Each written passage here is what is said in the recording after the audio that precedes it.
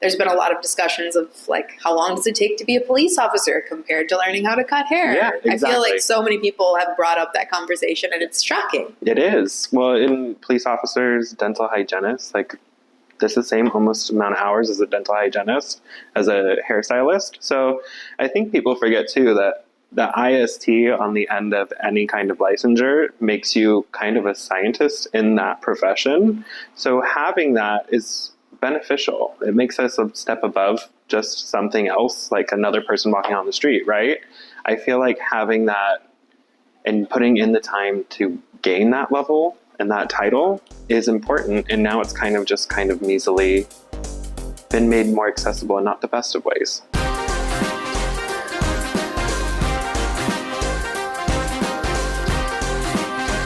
Hello, and welcome to the Beauty Ritual Podcast, the podcast that hosts conversations about age, beauty, and identity. In a world where the pressure to conform rises every day, this is your dose of perfection correction. I am your host, Eva, and today our guest is Danny Jouglet, a color specialist for 17 years. And most importantly for today's conversation, a teacher from my alma mater, Paul Mitchell, Sherman Oaks. Wow, I didn't know you were homegrown too. I am. Yeah, that's where I went to school too. Welcome to the show. Yeah, I love that so much. So, tell me, I didn't know that. You went to... I went to Paul Mitchell, Sherman Oaks back in 2008. Wait, wow, we are so deeply connected because of this? Yeah, it's a weird one. That's how I met Nicoletta, actually, so... Really? Yeah. Did she teach you as well? Yeah, she was one of my teachers, but she was also in phase 2 when I was there. So about to graduate. About to graduate, and then she went on her journey, which is pretty crazy. And we've stayed connected all these years. So to catch up, those of you listening, Nicoletta is someone who taught me, someone who will be on the show, not to tease that next episode, but it has connected Danny and I for the conversation today. So she is super OG Paul Mitchell, as well as honestly just an amazing person to know in the hair industry and in the education industry. Very true. I agree. She's amazing at what she does, so talented. Yeah. I'm very lucky to work with her. I feel like that, yeah. Honestly, she's someone who, I remember I graduated school and I didn't know where I wanted to go, and she took me out for dinner. We went out for Indian food out on 3rd Street. Oh. And it meant so much to me that someone would take time out of their day to just kind of even just have a conversation with me and direct me, because it's such a crazy experience to graduate school. And you know, I moved to LA when I was 17, oh my gosh. Graduated hair school, had no connections and really no idea what I was doing. So that conversation was like a lifeline for me. I'm sure, especially in LA, having those connections, that networking ability, super important. Very. Very, very important. Most people don't do that anymore. So I find that to be like a rarity. I love to hear that kind of story. Agreed. Yeah. Okay, so tell me now, why on earth are you teaching at Paul Mitchell after going to school? Because to be honest with you, my path never brought me back around to teaching. Yeah, I think what brought me around was honestly post-COVID. After dealing with like the shutdowns and the restrictions and everything, I wanted to know what was changing, because I saw too often assistants that wanted to be assistants would walk in, and there were just certain things that were different about their education versus mine. And it didn't seem like I was understanding why they had made these changes or what they were for. So I wanted to educate myself again. I wanted to get back in there and see what was different. Can you give me an example of a change? So as of January 2022, they passed a measure, and I believe it's called SB 803. And what that does is it changes the licensing hours that you need. So for you and I, we went to school and it was like a 1,600-hour program. A grueling. Right? It was 16. It was, wasn't it? It was 16. I almost thought it was 18, but that's actually Nevada at the time had the 1,800 policy. And that's also changed. But yes, exactly. So we went through 1,600, and then barbering was 1,500. And when this measure came to be, it was to make accessibility for the beauty industry for everyone a lot easier.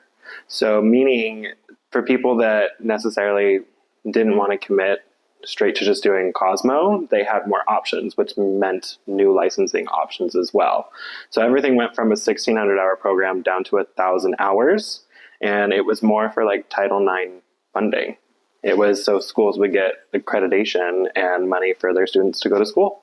So you noticed the changes in the salon when assistants would show up, Yes. right? Before you ever knew anything about the 1,000 hours change, which, to be honest, we're going to have to get into because I don't know what you're going to learn in that amount of time. Not to be harsh. No. But what were you noticing? So when we got into like the breakdown of the curriculum, it was a lot of over the top like education on sanitation, disinfection. They wanted to really hit the nail on the head with like the health and safety part of things. I think COVID kind of sent them into a tailspin a little bit, and I think people weren't really prepared, so they overdid the curriculum on health and safety. But when you look at it, it does kind of cut the hours in other training that I find very necessary. So if it's a chemical service, that got cut down a little bit. If it's hair cutting, that got cut down a little bit. The focus all became very much like health and safety all the way around. So for a student who's entering the actual beauty field, because already, to be quite honest with you, my memory of beauty school was so much health and safety. And I'm not even going to say most likely, I'm going to say I did get a lot more information about the actual technical skills. And I still felt underwhelmingly underprepared for a job in the field, even as an assistant. Yeah. Well, and these assistants, I think that's what's crazy is the biggest difference, to go back to your question, the biggest difference I see is the intimidation. They don't have that hands-on experience. They don't have that socialization that we're really looking for as hairdressers. Because let's be honest, when we sit behind the chair, we are therapists most of the time. We're also their friend. We're also a confidant. So that's an important part that I think as an artist and as a hairdresser, you need to have, and it just wasn't there.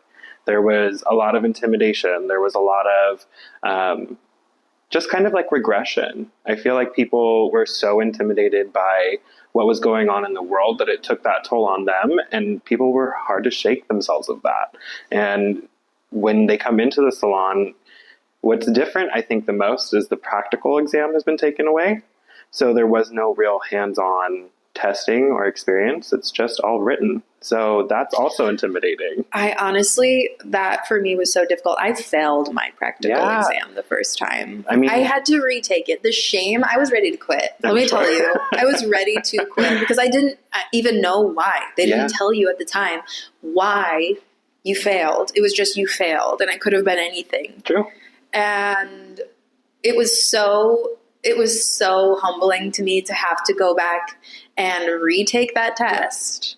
But to be honest with you, I'm really happy that I had to do it because going back in the second time and taking the practical, I had this attitude of like, you will not scare me. Yeah. You will not mess with me, because a lot of the times during the practical exam, the examiner would essentially intimidate you into messing up so that they could mark you as a fail. And I know that the first time that I took that test, I was terrified. I mean, they do a good job at it, especially when they come out in their big lab coats and you're in this small room with like 6 people. It was intimidating. Their posture. Yeah. They're so in your space. They're making sure that they're throwing you off. It's so true. I remember my instructor, she was like straight face the whole time. Nothing. You're not going to get anything out of them. But that's a huge portion that I feel is different too, is that they don't have that, not necessarily like scare tactic, but it's preparing them. They're dealing with like hands-on real. You had to bring in a life model at that time too. So dealing it with a person and then someone watching you doing what you're doing, that can be, a little much for some people. But it can also be a rite of passage, which I think is the other side of what you're saying is like, yes, it can intimidate you into failure, but it's also a rite of passage, which I feel like the second time I took my test, which honestly it's hysterical. It's been a long time. And at that time, I would have never dreamt of telling anyone that I failed. True. Because I thought that it took away all my credibility of being a hairdresser. It's so true. But now it has nothing to do with that. No. And it caused me to step up in my own confidence and say like, hey, no, you're not going to mess with me. Actually, I feel like that too. I feel like it does give you a little bit more of like, okay, well now I know what I need to zone in on and make sure that I'm just better at it. And you go and do that. That's like, I feel like the beauty of our industry is you're always growing too. So as long as you have that mentality and you just take it on and continue with it, you'll do it. You'll be fine. Growth mentality is a must. I agree.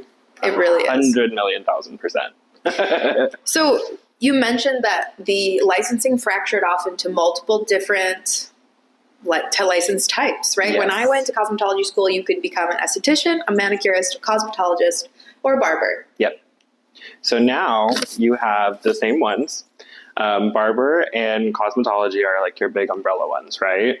We had the old 16 and 1500 hour program, but now they're 1,000 each. The only difference that you really find with each program is difference in tools and difference of theory on like color or cutting. And then below that, you would have a hairstylist license, which is now only 600 hours.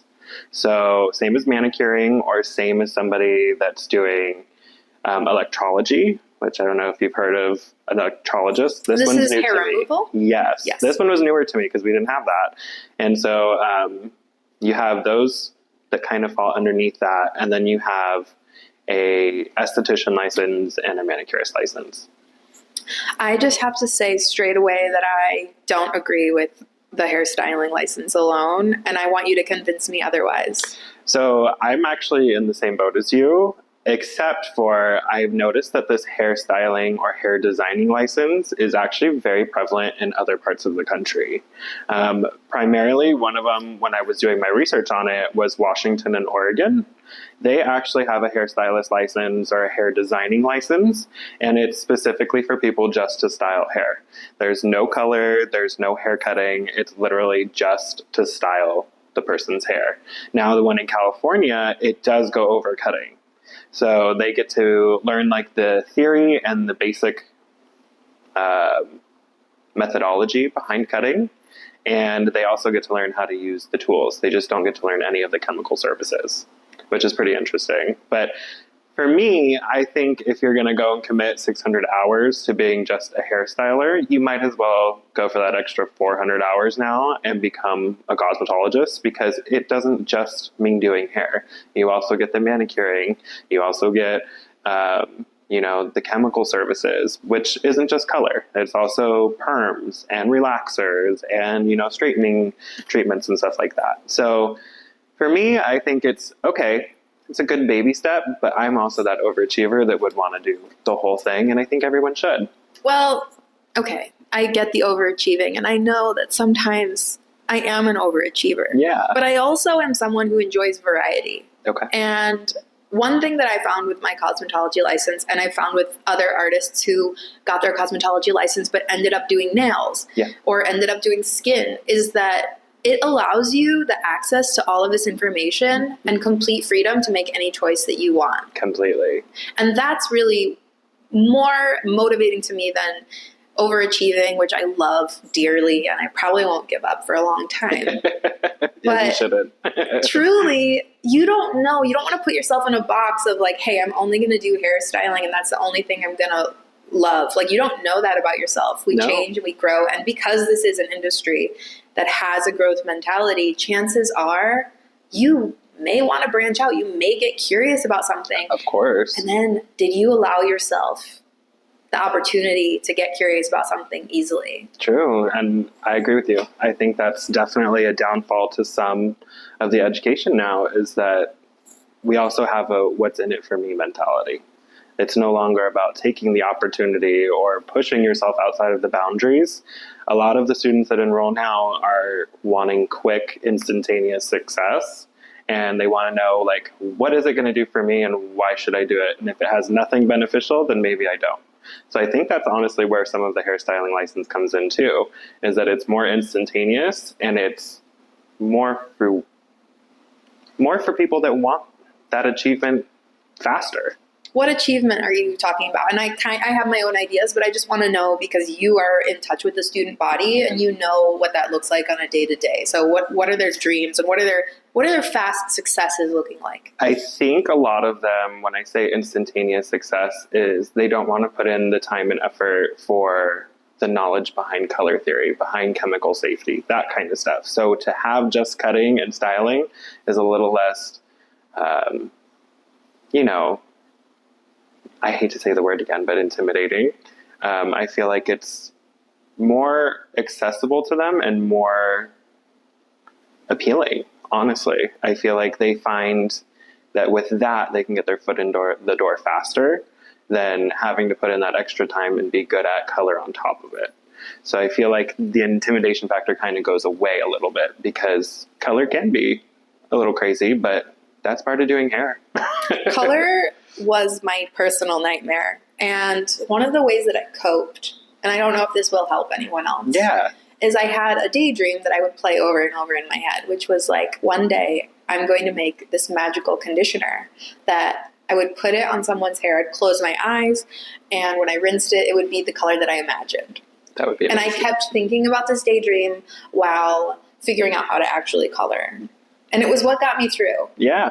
You know? You find your little pockets of I had to happiness. cope because color is truly terrifying, and it didn't make sense for a good 6 years. Yeah. And see, I can totally relate because I feel like cutting for me was the opposite. I had that same kind of, what would you say, hiccup with it. I felt like it was a little intimidating in that sense too, where it was a little bit more, I think, with color, I felt like you could fix things if you knew it the right way. With haircutting, if you made the wrong cut, it was like, oh no, what do I do now? But I don't know if you went to school during the time where you had to departmentalize, where when they first started off, they told us. In salons. Yes. Yes, I did. You were either at the tail end of that. Okay, so you saw that change too, but they all started off as like, you're going to be someone that's a colorist and you're going to be someone that's a cutting specialist, right? And then halfway through school, they're like, just kidding, you can do it all. So I feel like it's always kind of been like a wish-washy thing within our industry. It always goes back and forth, but... Do you think that's affected at all by just business in the salons? Because I feel like salons had become so specialized, and it was the business model that affected the education. And then as that started to dissolve, it also dissolved in education. Completely. I feel like it has a big portion to do with that. I feel like, too, that's one thing that they're just now starting to teach in beauty schools is like business development part of the curriculum with the hair world. How dare you? Isn't that crazy? That's so good. It's really good, but it's that's like great. 20 years ago, we could have used that too. Yes. So I'm here for it. I'm definitely here for it, but it's like, all right, guys, let's continue it. Let's make these next apprentices the best that they can be with not just hair, but with everything. Make them well-rounded. Yeah. So I want to know, because I'm aware that there are apprenticing programs that can be run through a salon, and it's a much longer process than going into a school and getting your 1,000 hours. Yes. Is there any difference in quality or value by becoming an apprentice versus going to school? So I feel like the biggest difference with this is we had apprenticeship licensures back in the day, right? Or internship licenses where they could come in and work under a stylist and get their hours and theory and all that way, right? When COVID happened, it now became an externship license where you do your apprenticeship in salon. But the biggest difference is that you actually have to go take a test at the State Board Licensing building down in Glendale to pre-approve yourself to be approved for the externship program. So they want to make sure that you know the basics before they say, okay, you can go into the salon and learn under a stylist. But where are you supposed to learn the basics if you're supposed to be tested? They send you through a program. So they give you like a little pamphlet, booklet, and they give you a little thing, and they say, okay, go study this, and then you're going to get pre-approved on this test date before you can start your externship. So they go and do that, and then if they pass it, they have to find a salon that has been approved for an externship license, and then they become apprenticed underneath that salon's name. But what's different about it is what you said, is it used to be 3,200 hours. Could you imagine 3,200 hours? That would be so crazy for me. So it's essentially double. So you're doubling the time that you're in school with your hours. So now it's going to be about 2,000 hours. But on top of that, you have to take a 200-hour theory exam somewhere in the midst of it, too, to make sure. What do you mean 200-hour theory exam? So as you accumulate, you have to continue your education and your benchmarks by making sure that you're actually doing your theory hours in salon. So they make you take a benchmark every so often, or at the end of your externship to make sure that your theory is actually there. So it's a written exam on top of your practical, but in an externship, you're doing mostly practical work, right?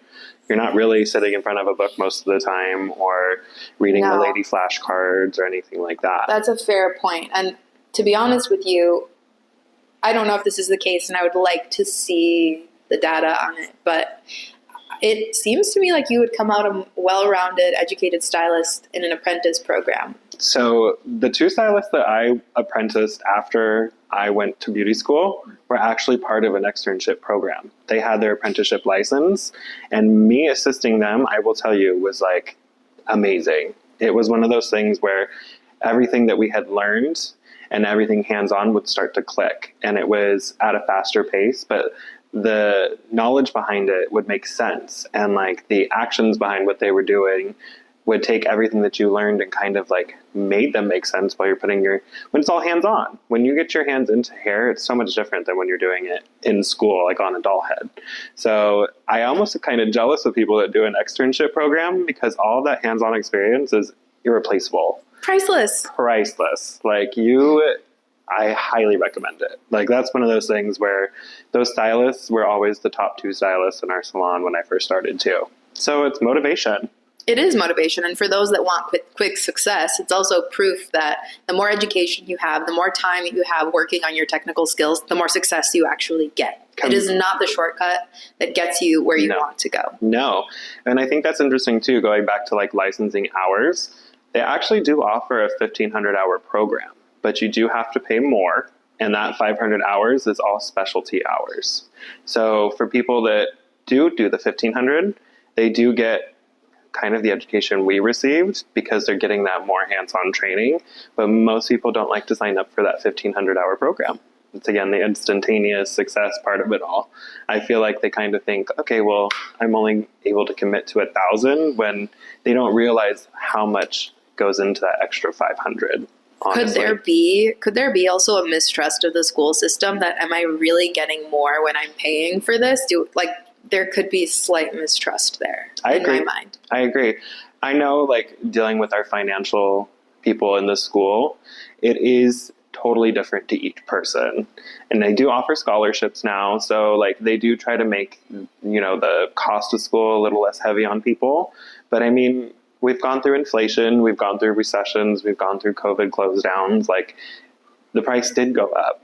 And I do think having that kind of transparency with the students is a great thing, but also can hinder you a little bit for sure. How much is it to go to hair school in 2025? So depending on what program you do, the 1,000 hour program is $23,000 and the 1,500 hour program is about $25,000. It's cheaper than when I went. Really? Yeah.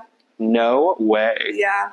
That's crazy. So that has had to have had some, effect from everything that's happened. Well, maybe it's also the amount of hours. Yeah. That could be because it was double the hours. Well, think about it. When we went to school, our whole program took about 1.5 years. These stylists are in and out in 9 months. There's not even a full year of education happening. Wow. So that's what also people are saying. And someone said this to me the other day, and I always forget this perspective. And our training is more training than a lot of other professions. Like, there's a list of other professions that you could put in there for, I think we talked about this. And there were like certain professions where you were like, that's all you need? A hairstylist has more than you? 1,600 hours? That's a lot. That's definitely been out in the culture and the social media. Yeah. There's been a lot of discussions of like, how long does it take to be a police officer compared to learning how to cut hair? Yeah, exactly. I feel like so many people have brought up that conversation, and it's shocking. It is. Well, in police officers, dental hygienists, like, this is the same almost amount of hours as a dental hygienist, as a hairstylist. So I think people forget too that the IST on the end of any kind of licensure makes you kind of a scientist in that profession. So having that is beneficial. It makes us a step above just something else, like another person walking on the street, right? I feel like having that and putting in the time to gain that level and that title is important. And now it's kind of measly been made more accessible in not the best of ways. So this is a perfect segue into people who do not have licenses. Yes. But have made very successful careers in hair, perhaps on set or perhaps freelancing, that do celebrities, that get called for dream jobs that stylists who had gone to school would want. And what is your take on that? Because that exists in a really big way, especially in the world of celebrity hair, because it's very easy to get started. And if you're savvy and you have those social skills, you can very easily become the stylist of your dreams, but you didn't go through the rite of passage that any professional that's going to set foot in a salon did. It's very true. I think that became very prevalent when they made the hairstylist license. For instance, like if you're an amazing braider, you don't need a license to be a braider. You can go and braid your heart out to your heart's content. But styling, you need to know how to use like the tools and all that, right? I feel like there should still be some kind of licensure. If you're going to give it hairstyling, give it to everybody, not just like keep certain parts of the industry out because it doesn't use chemicals or it doesn't use this. It's still part of the hair umbrella, right? We need something to protect everybody. I feel like a lot of what you're seeing now is definitely people who have garnered like a clientele before they've gone to beauty school. Maybe it was like someone like you or I that was in high school putting people's hair in foils and cutting their hair in their garage, right? And over time, especially during COVID, when the shutdowns happened, people were giving each other haircuts. They were, sending home take-home kits to do each other's color. So people became a little bit more comfortable with the process of doing their own hair. And I think that made a group that kind of went under the radar. You have people that are very successful in their careers now, and not by obviously choice. It kind of probably just happened. And it's kind of crazy because I know as a hairstylist, having my license has made me feel more comfortable to go get my hair done in a salon with another stylist because I know that they're licensed, right? Doesn't mean that you're not as talented or as amazing as the other stylist. It has nothing to do with that. Nothing at all. It just means that you've had some more theory knowledge, theology. You have more methodology behind your craft. And there's also that, honestly, there's a solidarity to having skin in the game that, hey, I did this too. Yes. And I know that can sound really simplistic, yes. But there is kind of that feeling of like, hey, I did invest in this. I did put in these hours. Yeah, completely. I think, too, knowing that anybody that's been licensed since 2022 has only taken a written exam, means that, like, they took 100 questions and then they were told, here's your license. There was no real hands-on to like, if you put this chemical, the thioglycolic acid, on someone's scalp, what's going to happen? You can understand the theory about that, but actually doing it is a whole other ballpark, right? And do you blame TikTok or the government for that? I honestly, the government has failed us a little bit, but TikTok has become my arch nemesis on a lot of things. Say more. Yeah. Say more about TikTok. I feel like, again, we have a lot of hair warriors from the COVID shutdowns and the aftermath afterwards. Think about it, from 2019 to 2022, they didn't put that licensure effect until 2022, right? So there was this group of people for 4 years that had the experience and were able to go get their hands in hair, and TikTok became their platform to do that. Mm-hmm. We had a lot of people like Brad Mondo. Love him, but I do feel like it's a little controversial because not only are you taking away some of that,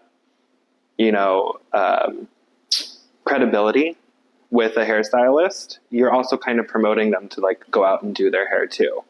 So I feel like with platforms like TikTok and YouTube or Blue Sky, all those kinds of things that you're seeing these videos pop up on now, it kind of shortchanges those that have been in the game for a while, because we're not trying to do you dirty. We're not trying to make your hair, cost $1 million. No. There's a process to it. We are the original beauty influencers. Yes. And it's about time we have reform, and it's about time we take our name back from all of you 12-year-olds out there using retinol, as I have said before.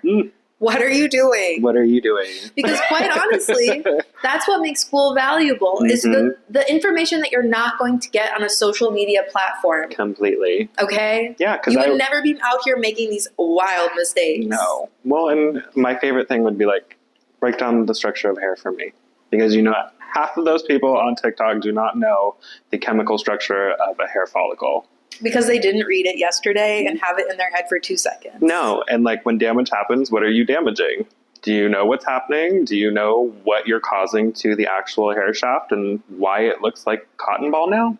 Can you talk and speak on it for me? Yeah. It's literally that kind of, I feel like, knowledge that they get shortchanged with, or they become overly confident in the TikTok world. They're like, and harm someone or themselves. Yes. And I've seen it happen. I've seen some horrible things happen with hair. And it's like, there's a reason why we need a license, guys.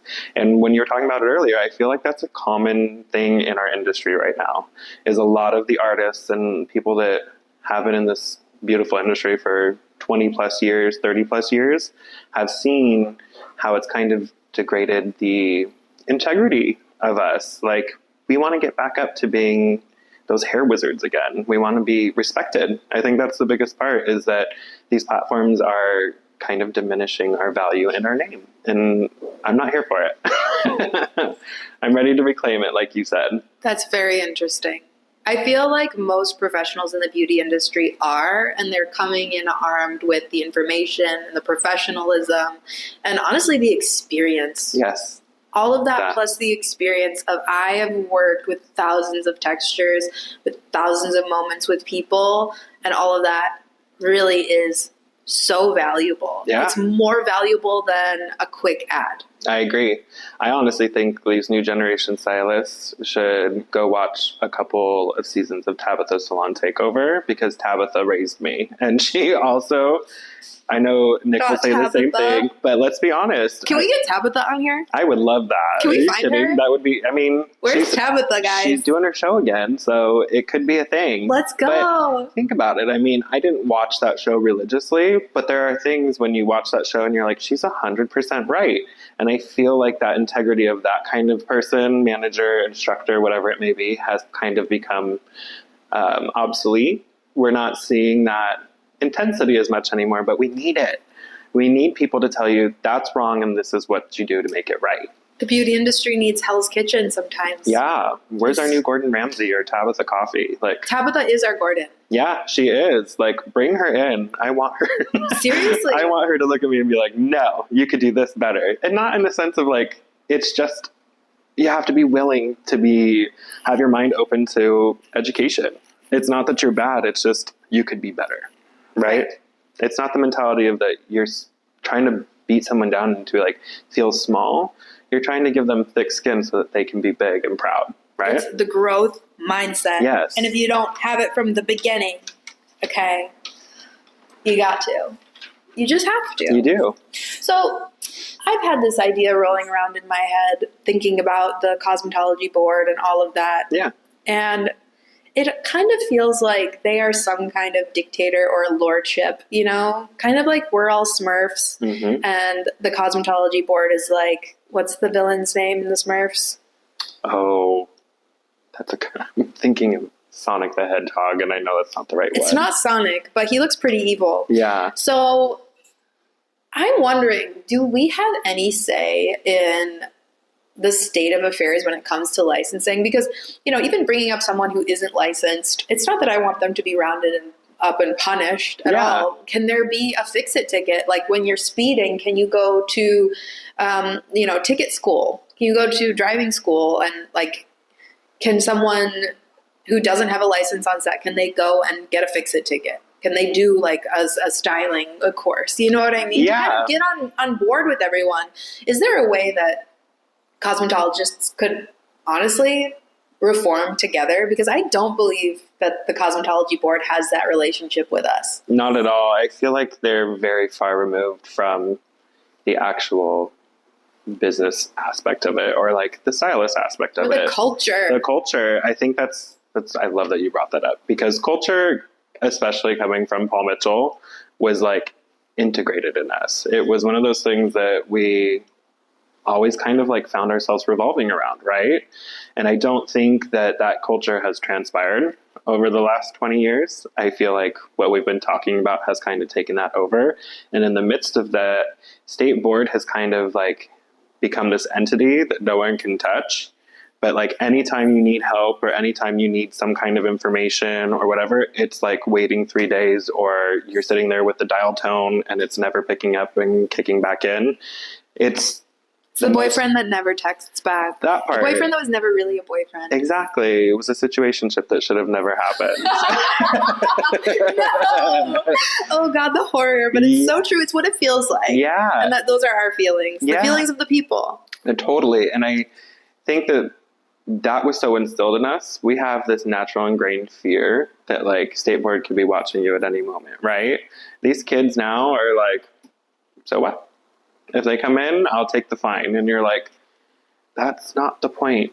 We want you to be like... Are they really like that? So ballsy. They can be. Wow. Yeah. I mean, when I do kit checks in the school... I was terrified. They're not scared. I was terrified. Oh my God. They're like, catch me outside. Yeah. They're literally like, I'll throw hands over this. Bad baby. Watch me, literally. Bad baby. No. Yeah. So it's different. I think too, you have people that are willing to kind of push the boundaries a little bit more. So what I find interesting is like you have that mentality, but then when state board does come in, that big macho mentality goes right out the window and everyone kind of like cowers with their tail between their legs. And I'm like, that's the fear you should have. That's kind of what you need to realize is like, this is still a career choice. You can still get your license taken away. Yeah. And I think we kind of touched on this a little bit, but I think the most frustrating part about government and the state board as a whole is that right now the legitimacy and the actual like seriousness that they take with our career is being questioned because a lot of the government looks at our job as a hobby. It's not looked at as like just a career. They think of it as like, we're just going to have fun and put our hands in hair and they walk out looking pretty. That's not it either. Like there needs to be some kind of communication between the government and our boards to make them understand that this is a very serious career. This is something that it's someone's identity. It's dealing with harsh chemicals like acids and, neutralizers and perm solutions. Like all of them are all different in their own little way, but they're still putting on someone's skin. Your skin's absorbent, I want someone to know all the information before they put any of that stuff on me or around me, even like bleach powders and stuff like that. It's important to know the chemical breakdowns of it. It's not a hobby. It's a real thing. This is a job. I agree. And you know what? I think that in further conversations, we're going to find a solution. Yeah. And we may have like your French last name, some Viva France moment for the stylists. Yeah. Where we kind of stand up. Yeah, we need to. I think we definitely, I don't know if it's like a unionization of sorts. I don't know if it's just rallying together and creating our own, network of people. But there's something that needs to kind of like change in our industry right now. And I think we're starting to get the turn end of it. It's starting to. It's starting to happen. And it's starting through conversations like this. Totally. It's starting through, honestly, it's going to be public forum. Mm-hmm. And we are going to somehow find ways to unite with each other. Completely. We need to be like one united hive mind when it comes to this beauty industry because it's changed. And I want to say that like we're in for a ride, but it'll be okay. We're going to get there. It's just going to take some time. I think people they need to be prepared and buckle down too. I love it. Yeah. I'm kind of excited about this. I do love a little revolution. Yes. Myself, if you don't mind me saying. Every so often it happens, right?